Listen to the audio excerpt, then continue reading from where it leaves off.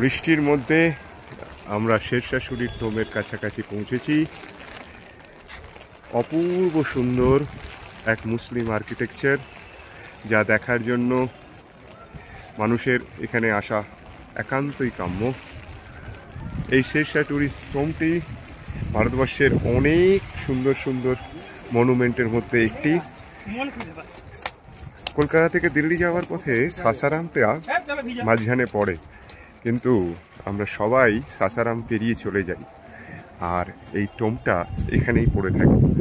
অথচ কলকাতা থেকে দিল্লির যে রাস্তাটা, লাহোর পর্যন্ত যে রাস্তাটা, সেই রাস্তাটার জনক শেরশাশুড়ি অচেনাই থেকে যায়। তাকে জানার এক ছোট্ট উপায়, তার জীবনের শেষ এই পরিণতির পরে তার স্মৃতিতে তৈরি করা এই টোম, শেরশাশুড়ি টোম। একটা জলাশয়ের মাঝখানে, আমি এই মুহূর্তে জলাশয়ের মাঝামাঝি চলে এসেছি প্রায়। খুব সুন্দর জায়গা, অপূর্ব। চারিদিকটা বিভিন্ন রকমভাবে পার্ক দিয়ে ঘেরা, সুন্দর জায়গা, খুব সুন্দর, খুব সুন্দর। মাঝখানটাতে এই শেরশাশুড়ি টোমটি অপূর্ব।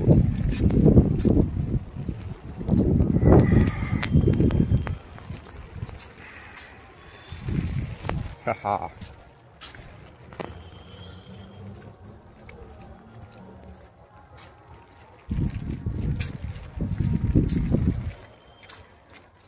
টোম্বের চারিদিকটা খুব সুন্দর দেখতে, দারুণ দেখতে। শেরশাশুড়ি টোম থেকে ফেরার পথটা এরকম, আর একটা জলাশয়ের মধ্যে এক অপূর্ব দৃশ্য।